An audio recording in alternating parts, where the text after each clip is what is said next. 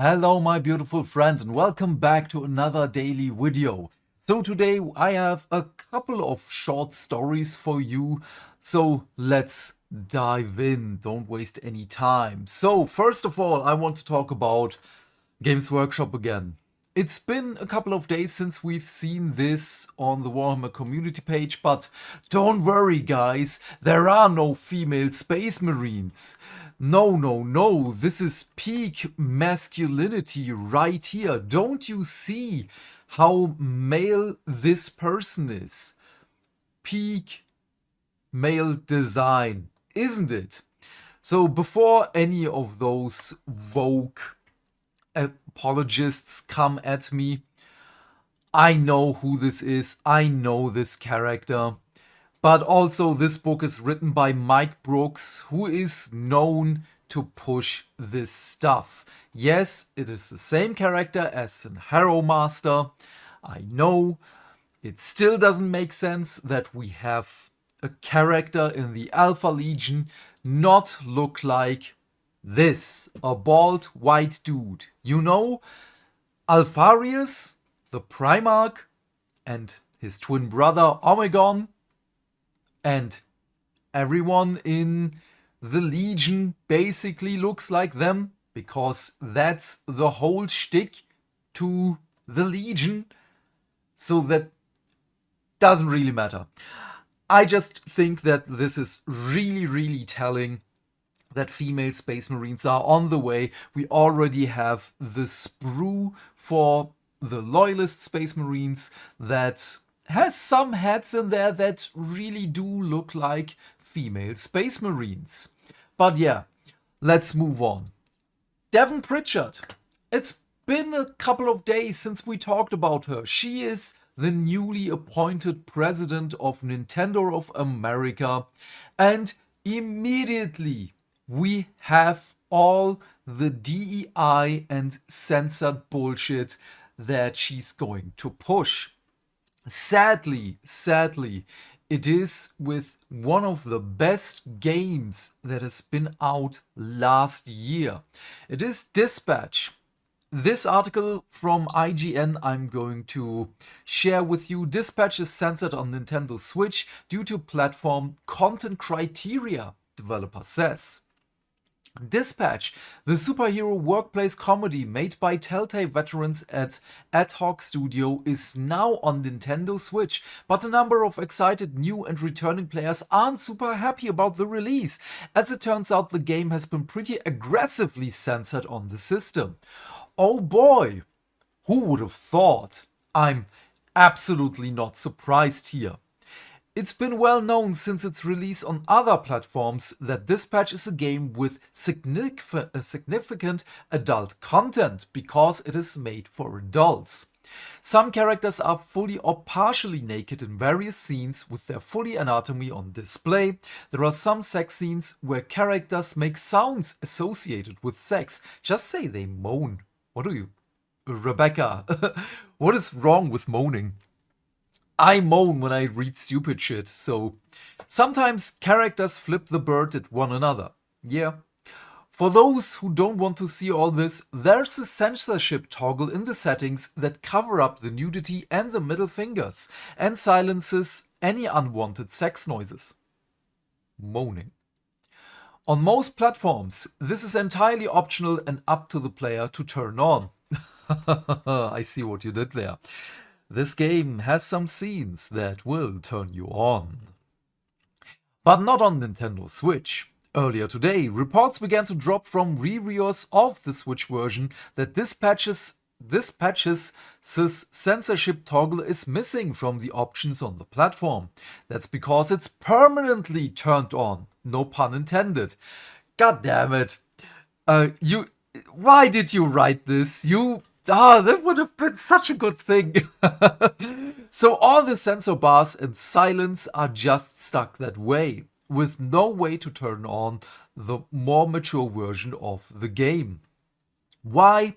According to Ad Hoc, it's because of Nintendo policies, but they still have all the Japanese tentacle M-rated games on their platform. This is so selective how they do this. And again, it's under her leadership. It's her that basically has to pull the lever here. And it's the wrong lever. Where were we? Different platforms have different content criteria, and submissions are evaluated individually.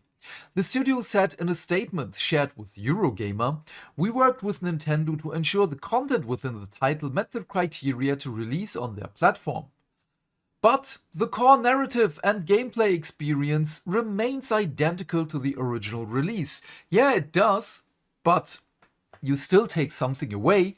We still see censorship everywhere. Code Vein 2 has censorship now in the Western market, which is terrible.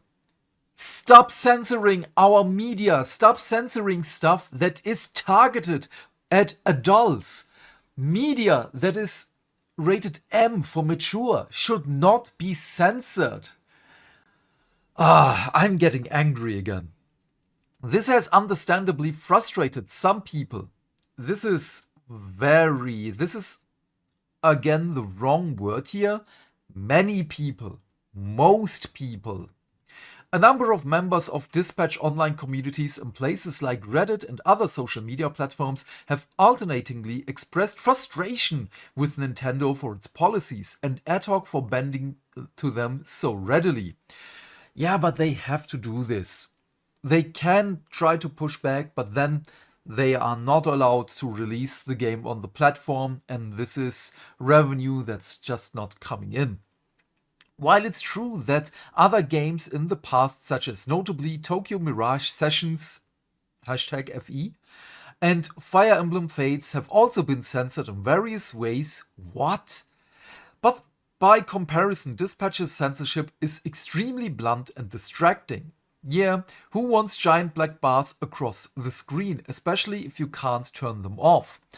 There are so many other ways to censor a game. Again, I don't want this. I don't want censorship in my games. And also, Dispatch, fantastic game. It is so good. Oh my god. What's more, as some have pointed out, both Cyberpunk 2077 and The Witcher 3 are on Switch too. Both of those games have nudity, and neither has been censored in such a way. Oh, again, this is very telling, because those two games came out under Doug Bowser's direction. This one now, in January this year, under Devin Pritchard. Again, she is on the lever here. If she's coming in to Nintendo of America as the president, I know she was there already. Nintenders, stop. I already know there's some people going to be in the comment section about this one. I know how long she's been there. I've talked a couple of times about her. But whenever she censors these two games now, the shitstorm is going to be big. Leading to a question about what makes Dispatch different, we've reached out to Nintendo for comments. This will not happen. But yeah, it's her. That's the difference.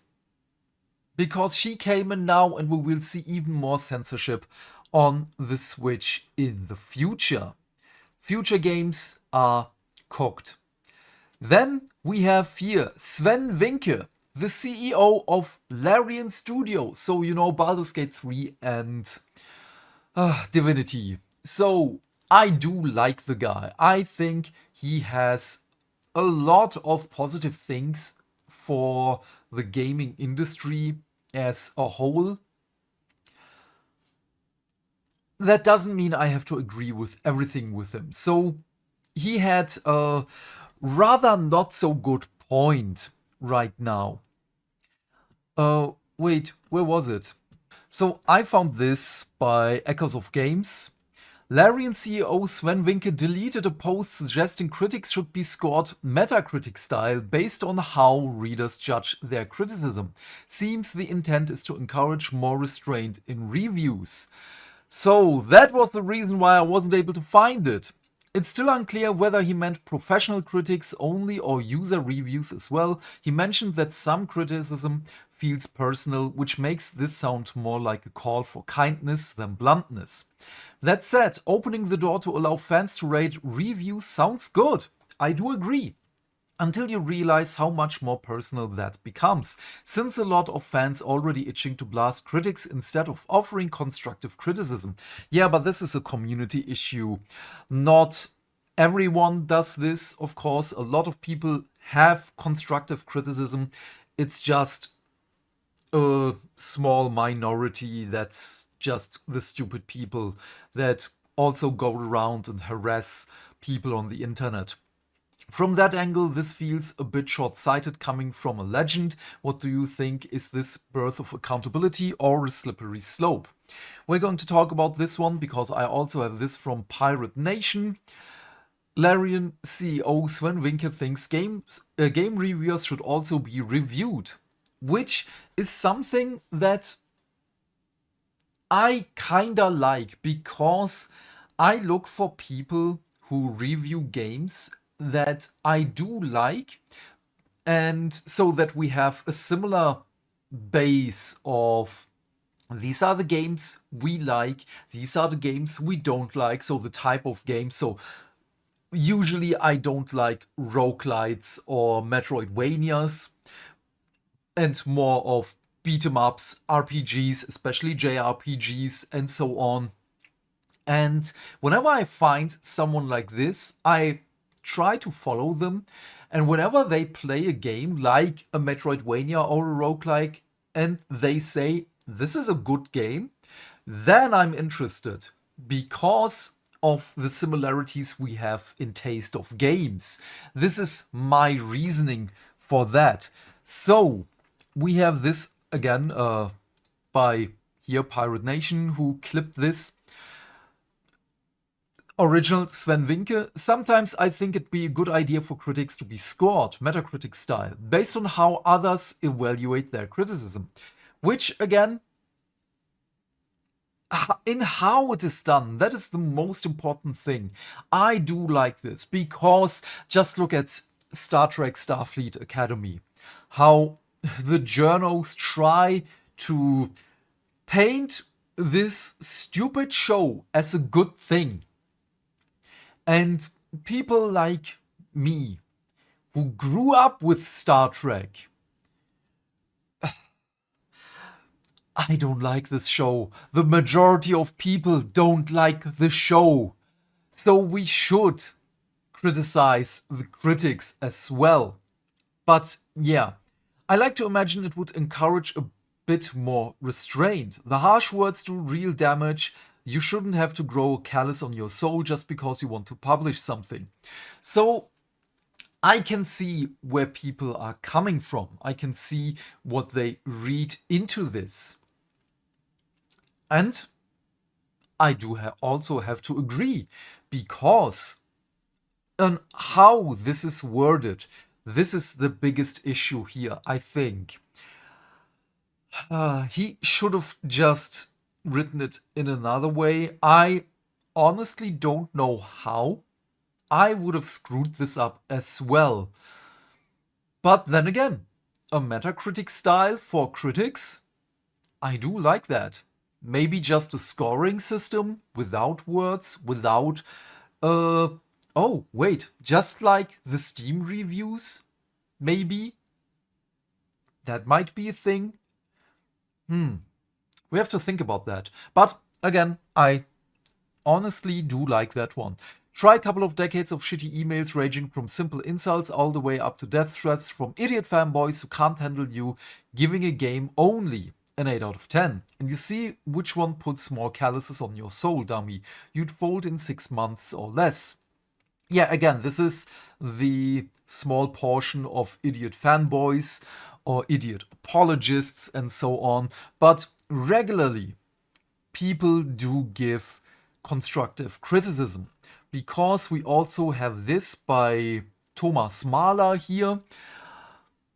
You know that Baldur's Gate 3 was in early access for 3 years, right? It's true that a lot of developers are abusing the early access model, but games like Baldur's Gate 3 and No Rest for the Wicked would probably never get made if it wouldn't be for early access, because games like that are just too inherently complex, and there needs to be a dedicated community that gives it a shot early on in order for the developers to work with the data. Yes, I do agree with that one. It's also one of the reasons why I bought No Rest for the Wicked yesterday, and I'm going to play it later this evening with a friend of mine after the stream of Resident Evil 8, which we're going to have later.